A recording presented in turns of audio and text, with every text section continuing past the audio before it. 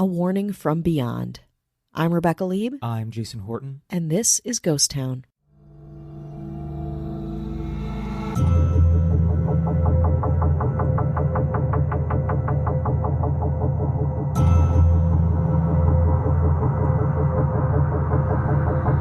These include stopping the execution of all captured prisoners of war, having negotiations, being arrested. In Australia, Mr. Kerry Packer's cricketers are still pleading for high court decision. Done to your brothers and sisters all over this. On Saturday, November 26, 1977, a warning came through loud and clear. The end of the world was imminent. In parts of southern England, just after 5 o'clock p.m., Southern TV's regular day-by-day evening newscast was being transmitted live when the computer-generated voice said, "This is the voice of Vrillon, a representative of the Ashtar Galactic Command. You have observed us as lights in the heavens for a very long time, and we have done to your brothers and sisters all around this, your planet Earth. We speak to you today in peace and wisdom."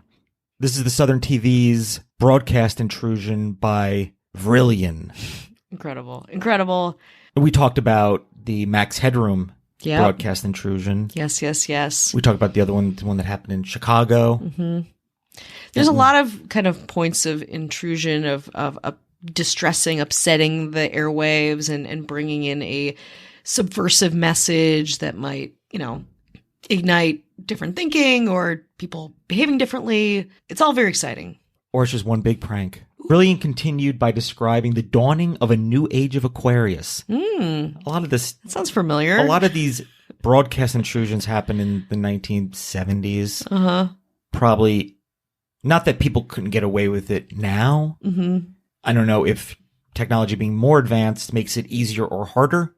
Yeah, probably harder. And I would imagine you wouldn't get the same bang for your buck disrupting a network broadcast. Because they have time delays and they can dump things. Like if somebody curses like on a live broadcast, they have a delay. So once something happens, it's just not one person sitting there like half asleep at 3 a.m. that's controlling everything. Totally. There's so few even things that are broadcast live now. Honestly, it'd be hard pressed to find one. And the age of Aquarius is a hippie battle cry, I guess.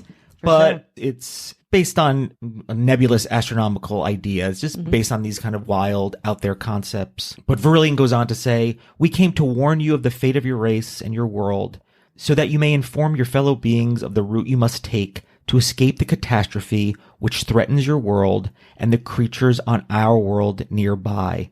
This is so you can participate in the big awakening. Evil powers that can overwhelm their judgments," he says. "Be still now and listen, for your chance may not come again."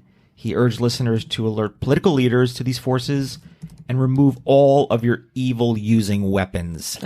So it's a cry for world peace. Yeah. A subject of probably many science fiction movies. As you were talking, it really reminded me of like H.G. Wells' initial War of the Worlds, where it's something that was so new. We've talked about it being done in the 60s and repeated time and time again. But the idea of like really trying to evoke change and hysteria and doing so in this like kind of performative, dramatic way that's fictionalized. Vrillon goes on to caution that there wasn't much time left to demonstrate that mankind could access the, quote, higher phases of life if it was, quote, worthy. The higher regions of spiritual progress are only accessible to those who learn to live in peace. Hear Vrillon's voice right now. You understand that we exist, and there are more creatures on or around your planet that scientists currently acknowledge. I mean, pretty nice, honestly. If we're being real, we should have probably listened to Vrillon. Vermilion. That's his cousin. Oh, okay, got it. Different planet, different guy. Because we clearly didn't, and here we are. Have no fear. Seek simply to know yourselves and live in peace with the customs of your planet Earth, was the final line. Beautiful. In the message. We at the Ashtar Galactical Command appreciate your time and interest. We are presently departing from your dimensional planes. May the utmost love and truth of the cosmos bless you. It's a little bit of new age, little religion, and so a little spiritual. Yeah. So polite. Are they single? Well, if you don't get your act together, it's you're done. Yeah. So but that they're just like, they're coming in respectfully saying these things, and they're just going to take their leave. The host quickly got back on air, informing the audience that some viewers in the region were experiencing a breakthrough in sound. We sincerely apologize and working to fix the problem. Oh. But not really. No, but not not really. No. Just the current corporate problem. Ooh. But not the spiritual one. And you know what fixes everything? A break. According to news sources, there was a, quote, intergalactic prankster. Law enforcement did not. They didn't like that. They were not. They didn't No, like they that. didn't like it They're at not all. into that. And might be fined up to, at the time, 200 quid. 200 quid. In it. In today's dollars, it's 45 million. No. Oh, I'm sorry. It's 45 million space Vrillon dollars. Okay. Can we just, let's convert it right. That makes sense. According to one local newspaper, the hack startled thousands of viewers. It affected parts of southern England, so it wasn't every single household. Yeah. It was just certain parts and certain televisions in certain parts. Totally. Very, very regional TV. But not a huge thousands impact. is not No. much, but not none. No, I mean, we reach thousands. Yeah. What if our airwaves were disrupted? What if we used our message message to spread goodwill instead of going to our Patreon? Well, There's a lot of goodwill there. Okay. One man called the encounter quite creepy indeed. And Quite that, creepy indeed. And that it sounded really authentic. Like as if I've heard a lot of intergalactic beings spreading messages of peace. Believe some, others are bullshit. Yeah. This one, I'm impressed. Pretty close to the real deal. Impressed. It sounded like a real voice from space, and it was rather frightening, according to another woman who said she had to phone her pals to make sure she wasn't hearing things. Hearing things. It's like Yelp review. They're like leaving Yelp reviews. Also, it's, at a time where you could, again, it was easier to get duped. Yes. And it also wasn't juvenile or just saying crass stuff. We can be like, I know this is somebody pranking. Look at my butt from outer space. It wasn't like that. And then also the 1970s, we just got done talking about the CIA and psychics and UFOs, huge. Yes. The Cold War is happening. Totally. So there's just so much tension, and people are really ready to accept a lot of those things then. Yeah. And now, I mean, it hasn't changed, but then especially. So yeah, well, they had less of a pool of information to draw from too. So you're really only getting information from friends and family, your community. You're getting it from a couple TV stations. You're getting it from maybe 2 to 3 newspapers. And if it's on, you think television, it's like, if it's on TV, it had to get there somehow. So it must be something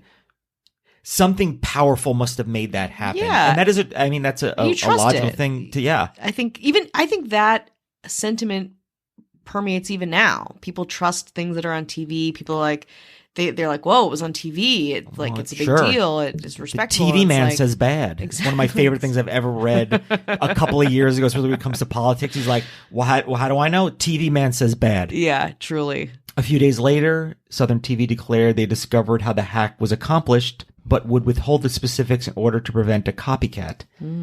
Or, we have no idea, but we want to pretend that we do know. Yeah. So we're not going to tell you. Exactly. We have this under control, we said to you, while secretly panicking behind the scenes. Yes. A spokeswoman from Southern TV says, we are taking measures to assure it won't happen again, and viewers are not alarmed. Later, it was hypothesized that Vrillon and his accomplices had exploited the fact that one of Southern TV's transmitters was situated in an isolated area in the Isle of Wight, making it simpler to hack into the system. So a lot of the other TV hacks had some levity to it. There was no really strong message. I mean, I think one was the HBO hack saying, hey, HBO is charging a lot, which there's no levity to it, but I was Great message. But this one, it was almost like a peace protest or any kind of protest, kind of like, hey, listen, we're tuning in, in your cookie cutter world. How about a message of peace? Think about it. Where's Vrillon now? I need more of this. The structure of Vrillon's announcement gave the message a more profound feel than the British government's Protect and Survive PSAs, which people have remembered with horror, probably being like, war? Yeah. England and the UK has seen a lot of war. Totally. You're going to die. You're going to die. You're going to die. Be cool with it. And Verillion's assurance was more encouraging than maybe not. And actually, during the time of the intrusion, a bloody civil war in Rhodesia was being discussed, which is Zimbabwe now. Yeah. But that's what sells, right? People tune into sad and tragedy, and that's how news works, and it has not changed. No, not at all. I think we're more desensitized to things now, and I think something like this, which feels like really like beautiful, kind of profound in this, discussion of violence and, ethnocentrism, to be able to like do that is very cool. And I wonder if this happened today, how it would go over and would we care? Some have said that there's a possible connection to the UFO-based religion, Raelianism. I think I'm saying that right. I had to look it up. So there's a UFO-based religion, Raelianism. Raelianism, yeah. We've touched upon it. I think we have, yeah, it sounded familiar. Mm-hmm. But in reality, the mystery remains unsolved, at least until we get another message from Vrillon.